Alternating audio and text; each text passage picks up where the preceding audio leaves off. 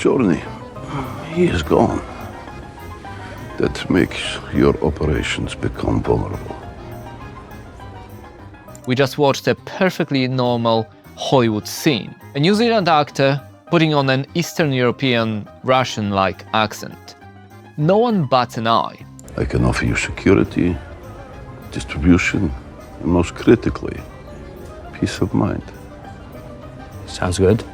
But try to do one that is forbidden, and the cancel police will be there in a second. Hey, vato. We're trying to see that product. Yo, Sleepy, what's up, homie?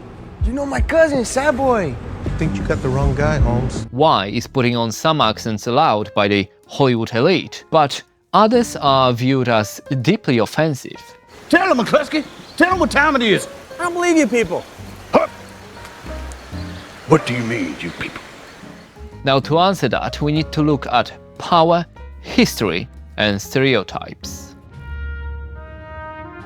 The first reason that people usually say is power dynamics. Putting on accents from groups or nationalities people perceive as dominant is fair game. The French, the British, the Germans, and Americans are not viewed as marginalized, and because they were the so-called oppressors in the past, acting as them doesn't invoke any criticism. Ow! Look at her, a prisoner of the gutters. Condemned by every syllable she utters. By right, she should be taken out and hung. The intent also plays a role. Are we making fun of the characters? Is it harmless storytelling? Or are we playing into cultural stereotypes? Yag Shamash, my name is Borat. I'm journalist for Kazakhstan. My government sent me to USA to make a movie film. Please, you look. As some nations viewed themselves as superior in the past, the German, the British, the French, by definition, it makes others inferior. Asian, Eastern European, African, and so on. Now, what can I do for you, Colonel? We just want you to answer a few questions. Will there be anything else, Colonel?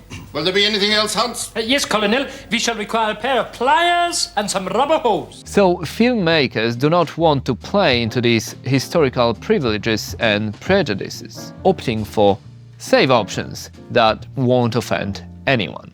Come on, Wiki. Can you get some towels for me, please? I'm really losing a lot of blood. You sound like you're from London. Yeah, I'm from London. Unless it's a historical drama, but even then, it's better to be safe than sorry. So you may say, I get the power dynamics, but a country like China is now a superpower. Why is it still a taboo for a Western actor to do a Chinese accent? I understand your picture. Oh, whoa! Take it down, man. Think that accent's a little offensive? My accent offensive? Yes. Your accent offensive? This is how I talk? Well, we must look at the historical context. Accents from minority groups like the Chinese were mocked in the past, used to demean and dehumanize, and it's not easy to overcome the weight of history. Hello, sir. I'm sorry, you threw me with the British thing there. I grew up in Hong Kong. I apologize if I'm not ethnic enough for you. Would you like me to chink it up a little? But then one may say, what about the French? Why is it not treated in the same way? Well, because the French accents aren't as tied to the discrimination of the past. Can we come up and have a look? Of course not! You are English type, sir.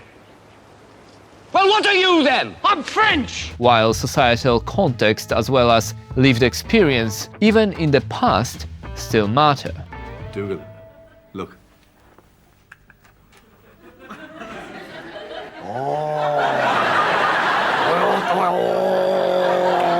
And there is a thin line between reinforcing harmful stereotypes, which ultimately can cause real harm, and just, jokes and fun. There are very few of the great dictators left. All the best ones are now gone. Saddam, Gaddafi, Kim Jong, Cheney. Even within one language, such as British English, the idea that one way of speaking is proper and the other uneducated comes from the superiority complex. Rich and powerful spoke in the so-called right way, and everyone else was beneath them.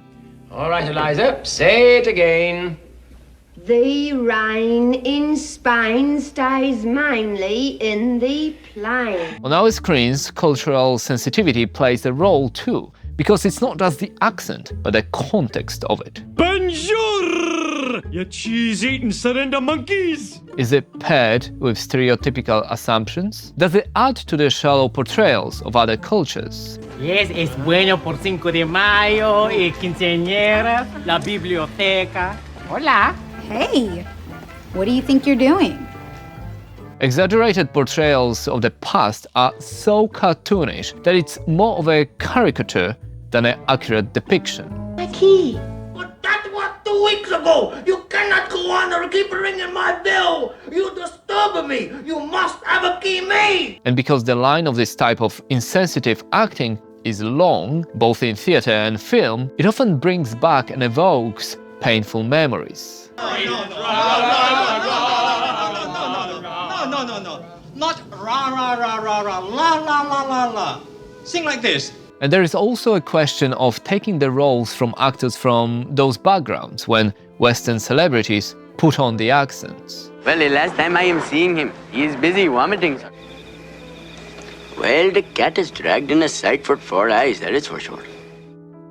We, Eastern Europeans, are often overlooked in that regard, though. Now, in my other video about sort of Russian villain, I already talked about how the Russian or Eastern European accent became a go-to villain in Hollywood because of historical, political, and cultural factors. Americans, or the British, are the good guys. Russians or Eastern Europeans are the baddies. Is this your plan? My plan is to kill you. I'm alive. So what do we do now?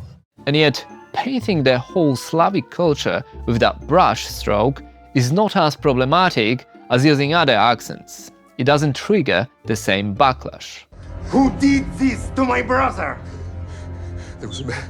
He attacked us unprovoked. One man! Are you fucking with me? The same goes for the German accent, but these seem to just stay in the war movie genre. One of you is a very lucky girl. There is an opening for a job away from all this. Can comedy be a solution, a bridge between what we see as offensive and storytelling devices? Say car, what do you hear? Car. Cartoon. Yeah, no, you say cartoon. Yeah. There's no R when you say it. And are you one of those Asians who can't say the R? I think I can say the R. My name is Ronnie. I should fucking... Now, it definitely could, but some comics say that the key element is the intent. Is the mimicry used to laugh at somebody's expense or to point out the ridiculousness of the culture wars? How are we all feeling? Hey, Mr. Takayama, did you know that China and Japan are actually different countries? In 2025, Jamaican, when Peter Andre put on Jamaican accent, he faced a backlash with critics saying it was a cultural mockery and harmful stereotyping, portraying the Caribbean culture on a very surface level. Let them know man say that, kill man alright. Blup, blup, brrrr. It becomes problematic when portrayals are tied to race. One of the biggest stories in recent memory was the case of Apu from The Simpsons. The character was accused of making a mockery of South Asians and Indians in America. I'm hoping you enjoy this movie. It made every Indian critic's top 400 list. I'm in love with lovely Johnny. Good day, come in day. Eventually, the character was retired in 2017, but since then, there have also been voices from the community to bring it back, as some viewed it through a lens of being an immigrant in America, and rather wholesome portrayals. For 18 months, every magazine cover had it. Popular movies of all time, sir. What were you thinking? I mean, thank you, come again. The whole argument of actors voicing other races in animation is fascinating, and probably deserves a separate video. Hello, Lalita, Rajkuta. Yes, it is good to talk to you too. But as much as accents tied to a race can create a backlash, ones that make fun of class position are usually a safer bet. Chim chimney, chim chimney, chim chim cheree. A sweep is as lucky can be. Is it woke nonsense and snowflakes ruining it for everyone? We can't have fun anymore? Und mouse. Mouse, what do you think this is, a pet shop? Chocolate mouse. Chocolate mouse? Chocolate mouse. Oh, chocolate mouse. You want a chocolate mouse? I think we can all agree that in the past, using accents was more acceptable than it is now. I'm Detective Carter. Do you speak any English? But also, with the internet and cheap travel, the world became much more connected. Maybe people realized that making fun of others is not that nice. And maybe those who were made fun of in the past finally have a chance to speak up. I went to see the musical Fiddler on the Roof not so long ago, and the story is about Russian Jews. And yes, British actors put on the accents for the role. You made many poor people. I realize, of course, it's no shame to be poor. But it's no great honor either. But he wasn't mocking or making fun of them. It was a storytelling device, and I don't think anyone was offended. Now, I don't mind when an Eastern European accent is used on a screen, even in a comedy. I like you. I like sex.